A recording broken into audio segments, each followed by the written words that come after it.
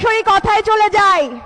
সামনে ভোট, আমাদের এই ভোটকে বানচাল করার জন্য জোটের গণজোয়ার দেখার পরে এক দলের ঘুম হারাম হয়ে গেছে। সেই জন্য তারা নারী কার্ড ব্যবহার করছে। তাদের কার্ডের অভাব নাই। নারী কার্ড, চান্দা কার্ড, লাল কার্ড, নীল কার্ড, আবার কি কার্ড দিবে? Family card.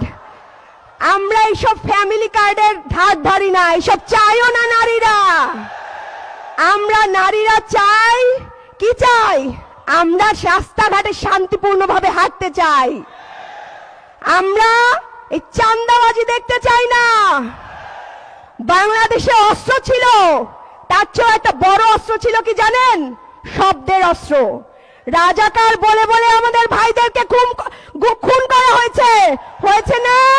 তারপর সেই রাজাকার হয়ে উঠেছে সবচেয়ে শক্তিশালী অস্ত্র, হয়েছে না? আজকে লন্ডন থেকে নেতা তারেক রহমান এসে গুপ্ত শব্দ ব্যবহার করছে। এই গুপ্ত শব্দ রাজাকারের চেয়েও শক্তিশালী শব্দ হয়ে উঠবে ইনশাল্লাহ।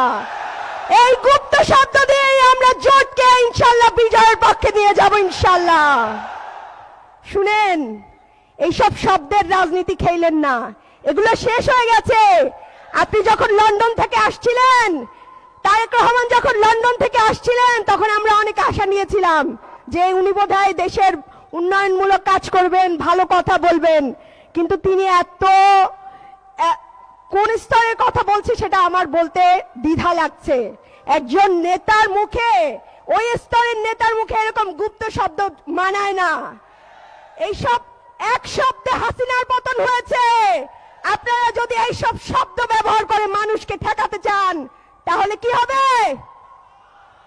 জি, শব্দেরই পতন হবে ইনশাল্লাহ। শুনেন, আপনারা সবাই দাঁড়িপাল্লা স্লোগান দেন, আমরা একটা স্লোগান একটু দেই। শাপলা কলির একটা স্লোগান হবে, জিতবে এবার, জিতবে এবার, এবার দাঁড়িপাল্লা জিতবে এবার। শুনেন ভাইরা, আমাদের জামাত ইসলামের ভাইরা আমাদের ভাইদের জন্য অনেক কষ্ট করছেন। আমাদের আমরা আবার বোনরা তাদের পাশে দিয়ে কষ্ট করছি। আমরা ইনশাল্লাহ জোট সরকারকে এইভাবেই এগিয়ে নিয়ে যাব। ইনশাল্লাহ বাংলাদেশ ঐক্যবদ্ধ জোট ক্ষমতায় আসবে এবং আমরা আগামীতে ইনসাফপূর্ণ একটা রাষ্ট্র গঠন করব, যে রাষ্ট্রে কোন জামাতের সেক্রেটারির ওয়াইফকে বিধবা হইতে হবে না। সেই রাষ্ট্রে কোনো মানুষকে গুম, খুন, হত্যার শিকার হইতে হবে না। সেই রাষ্ট্রই আমরা গঠন করব ইনশাল্লাহ। এবং সেই রাষ্ট্রে সবাই মিলে আমরা হাদি হত্যার বিচার করতে পারবো না? সবাই দোয়া করবেন, ভালো থাকবেন। আসসালামু আলাইকুম।